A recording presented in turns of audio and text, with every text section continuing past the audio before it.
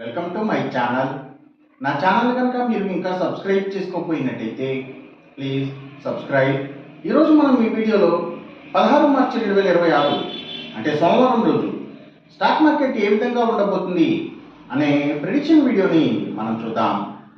అసలు సోమవారం రోజు ఓవరాల్గా స్టాక్ మార్కెట్ ట్రెండ్ ఎలా ఉండబోతుంది అనేది తెలుసుకునే ముందుగా ప్రీ మార్కెట్ సెషన్ గురించి మనం ప్రిడిక్ట్ చేయాలి అంటే అంతకన్నా ముందు రోజు అంటే Friday American stock market Nasdaq నెగిటివ్గా ట్రెండ్ అయ్యే అవకాశం ఉంది. అలాగే నెక్స్ట్ రోజు అంటే మండే మార్నింగ్ టైము ఒక మిక్స్డ్ ట్రెండ్ని చూపించే అవకాశం ఉంది. ఏషియన్ మార్కెట్స్ ఒక మిక్స్డ్ మూమెంట్ని చూపించే అవకాశం ఉంది. సో అలాంటి మిక్స్డ్ ట్రెండ్ బిగినింగ్ మనకు దొరికిన తర్వాత మన మార్కెట్ ఓవరాల్ ట్రెండ్ మనం చూడాలి అంటే అది మిక్స్డ్ ట్రెండ్గా మూవ్ అయ్యే అవకాశం ఉంది. అందులో కొంతవరకు పాజిటివ్గానే ట్రెండ్ అయ్యే అవకాశం ఉంది. ఒకవేళ గ్లోబల్ మార్కెట్ ట్రెండ్స్ కానీ న్యూస్ కానీ ఏదైనా పాజిటివ్గా వస్తే ఇది మరింత పాజిటివ్గా కూడా మారే అవకాశం ఉంది. లేదంటే ఆ పాజిటివిటీ అనేది లిమిట్ అయ్యే ఛాన్స్ ఉంది. సేమ్ బ్యాంక్ నిఫ్టీ కూడా అలాగే మిక్స్డ్ ట్రెండ్గానే మూవ్ అయ్యి అందులో కొంతవరకు పాజిటివ్గానే ట్రెండ్ అయ్యే అవకాశం ఉంది. ఒకవేళ గ్లోబల్ మార్కెట్ ట్రెండ్స్ కానీ న్యూస్ కానీ ఏదైనా పాజిటివ్గా వస్తే ఇది మరింత పాజిటివ్గా కూడా మారే అవకాశం ఉంది. లేదంటే ఆ పాజిటివిటీ అనేది లిమిట్ అయ్యే ఛాన్స్ ఉంది. నిఫ్టీ ఐటీ మాత్రం నెగిటివ్గా ట్రెండ్ అయ్యే అవకాశం ఉంది.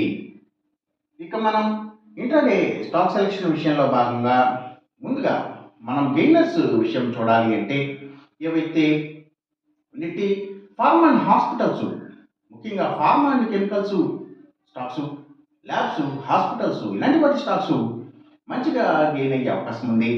అలాగే ఇంకా రియల్ ఎస్టేట్ సెక్టర్ స్టాక్స్, ప్రత్యేకించి ల్యాండ్స్తో డీల్ చేసే కంపెనీల స్టాక్స్, సిమెంట్స్ కంపెనీల స్టాక్స్, అలాగే గ్రీన్ ఎనర్జీకి సంబంధించిన కంపెనీల స్టాక్స్, బయోగ్యాస్, బయోపవర్, బయోడీజిల్ ఇలాంటి వాటికి సంబంధించిన స్టాక్స్, సోలార్ పవర్కి సంబంధించిన అన్ని కంపెనీల స్టాక్స్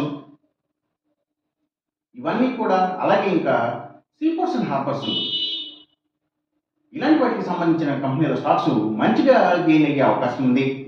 ఇంకా Nifty automobile sector stocks, power and ఎనర్జీకి సంబంధించిన అన్ని కంపెనీల stocks, tours and travels, logistic supplies, imports and ఎక్స్పోర్ట్స్కి సంబంధించిన కంపెనీల స్టాక్స్, పెట్రోకెమికల్స్కి సంబంధించిన కంపెనీల స్టాక్స్, ఆయిల్ అండ్ న్యాచురల్ గ్యాస్కి సంబంధించిన కంపెనీల stocks, defence sector stocks, stock బ్రోకింగ్కి సంబంధించిన కంపెనీల స్టాక్స్ ఇవన్నీ కూడా గెయినింగ్ సైడ్ ఉండే అవకాశం ఉంది. అలాగే ఇంకా అగ్రికల్చర్కి రిలేటెడ్గా ఉండే అన్ని కంపెనీల స్టాక్స్ కూడా, అంటే సీడ్స్ కంపెనీల stocks, fertilisers and chemicals, tractors కంపెనీల స్టాక్స్ ఇవన్నీ కూడా గెయినింగ్ సైడ్ ఉండే అవకాశం ఉంది. అలాగే ఇంకా ఆయుర్వేదిక్ మెడిసిన్స్ తయారు చేసే కంపెనీల స్టాక్స్, ఫుట్వేర్ స్టాక్స్ ఇవన్నీ కూడా గెయినింగ్ సైడ్ ఉండే అవకాశం ఉంది.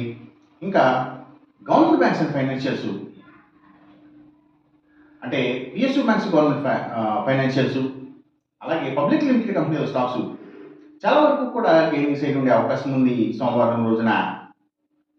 ఇక మనం ఇంట్రాడే లూజర్స్ విషయం చూడాలి అంటే ఏవైతే కమ్యూనికేషన్ సెక్టర్ స్టాక్స్, వాటిని బేస్ చేసుకుని పనిచేసే cell phone towers, cables, internet services providers ఇలాంటి వాటి స్టాక్స్, మీడియా అండ్ టెలివిజన్ ఛానల్స్కి సంబంధించిన కంపెనీల స్టాక్స్ ఎక్కువగా నెగిటివ్గా ట్రెండ్ అయ్యే అవకాశం ఉంది.